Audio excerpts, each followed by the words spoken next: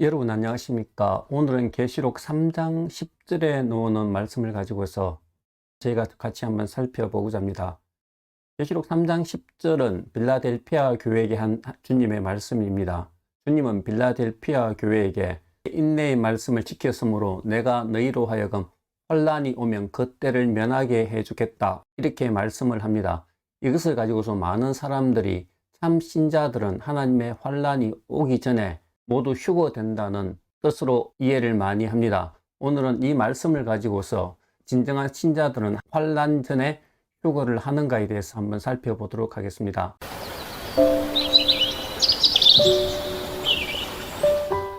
마지막 때의 그 환란이 무엇인가에 대해서 한번 살펴보는 것이 중요합니다. 이것은 마태복음 24장에 잘 나타나는데요. 예수님께서 마지막 때의 징조로서 기근과 지진, 전쟁이 있고 큰 환란이 있는데 그 환란 때문에 성도들이 죽음에 넘겨지리라고 말을 하고 있습니다. 그리고 난 뒤에 마태복음 24장 29절에 보면 그 환란 후에 예수님께서 재림을 하신다고 말을 하고 있습니다. 즉 예수님은 예수님이 재림하시기 전에 큰 환란이 있을 것이고 그 환란 후에 예수님이 재림한다는 말을 하고 있습니다. 누차 말씀을 들으시지만 계시록도 이런 신약 신학과 어긋나는 것이 아닙니다. 다만 계시록은 그 환란의 때를 직접 이 소아시아 7교회가 겪고 있었고 예수님께서 성령을 통해서 7교회를 격려하고 있다는 것을 기억하면 우리가 이 환란에 대해서 잘 이해를 할 수 있을 것입니다.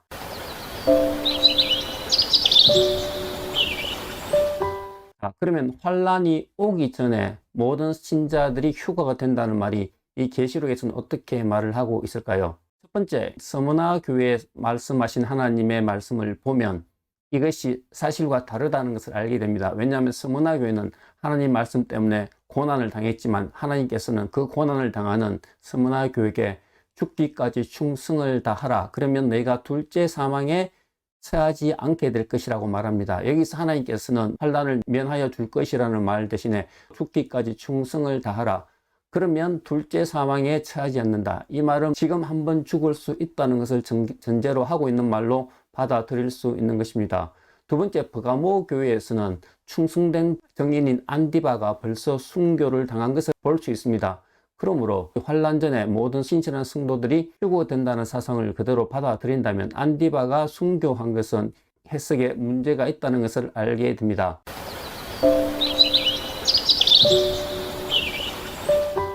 좀 더 이것을 넓혀 보겠습니다. 계시록 6장에 들어가면 5번째 인이 떼어질 때 하나님의 말씀과 예수 그리스도를 증거함으로써 죽임 당한 사람들이 하나님께 우리의 원수를 언제 갚아줄 것이라는 말을 하고 있습니다. 즉 이때도 하나님과 대화하고 있는 사람들이 바로 이 하나님의 말씀과 예수 그리스도를 증거 때문에 죽임을 당한 사람들이 말을 하고 있는 것입니다. 이에 대해서 하나님께서도 너희들과 같이 죽임을 당한 사람이 다 찰 때까지 조금만 기다리라고 얘기를 합니다. 즉 하나님께서는 신실한 성도들에게 환란 전에 휴거를 말하는 것이 아니라 목숨까지도 다해서 주님을 섬기는 사람들의 수가 찰 때까지 조금만 참으라는 말을 하고 있는 것입니다. 이것은 계속해서 이어지고 있습니다. 계시록 12장에 들어가면 하늘에서 사탄과 하늘의 천사가 싸움하는 것이 나옵니다. 사탄은 이 전투에서 패배해서 하늘에서 땅과 바다로 쫓겨나게 됩니다. 이 하늘에서의 승리가 어떻게 묘사되고 있냐 그러면 하나님의 말씀과 예수 그리스도의 말씀에 죽기까지 충성한 사람이 이겼다, 이렇게 말을 해주고 있습니다. 계시록 13장에는 짐승의 수를 받지 않는 사람이 죽임을 당하게 됩니다. 그리고 14장에 들어가면 이 짐승의 표를 받는 사람은 유황불에 처하게 될 거라고 얘기합니다. 그리고 따라오는 구절에서는 주 안에서 죽은 자가 복이 있다, 이렇게 얘기를 하고 있습니다. 즉 여기서도 보면 하나님의 말씀을 신실하게 지키는 자가 환란 전에 휴거를 한다는 말보다는 환란이 다가올 때 끝까지 목숨을 아끼지 않고 하나님의 말씀을 지키는 자가 복이 있다고 이렇게 말을 해주고 있습니다. 그리고 가장 결정적인 본문은 계시록 20장 4절에 드러나 있습니다. 계시록 20장에는 사탄이 예수 그리스도의 전투에서 패배하고 1000년 동안 무저갱에 갇혀 있는 시기를 말합니다. 사탄이 갇혀 있는 동안에 예수 그리스도와 1000년 동안 왕노릇하는 사람들이 나옵니다. 이때 이 사람들은 하나님의 말씀과 예수 그리스도의 정림 때문에 빼임을 당한 사람들이라고 말하고, 또 좀 더 구체적으로 짐승의 수와 짐승의 우상에 경배하지 않는 사람이 살아서 예수 그리스도와 함께 왕노릇하는 것을 묘사하고 있습니다.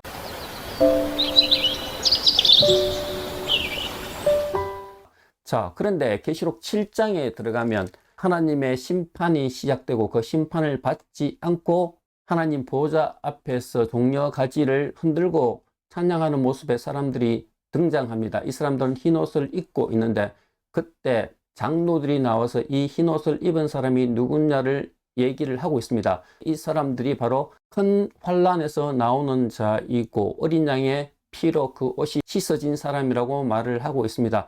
여기서 환란이란 단어가 나오기 때문에 혹시 사람들은 봐라, 여기서 이 사람들이 환란을 당하지 않는 것 아니냐, 이렇게 반문을 제기할 수도 있습니다. 하지만 이때 환란의 뜻을 알아내려면 이 환란이 위치한 본문의 문맥을 살펴볼 필요가 있습니다. 계시록 6장과 7장은 7인의 심판이 시작되는 것입니다. 그러므로 이때 환란이란 것은 다름 아닌 하나님의 심판을 말하고 있는 것입니다. 즉, 환란 대신에 심판을 넣더라도 별로 지장이 없는 것입니다.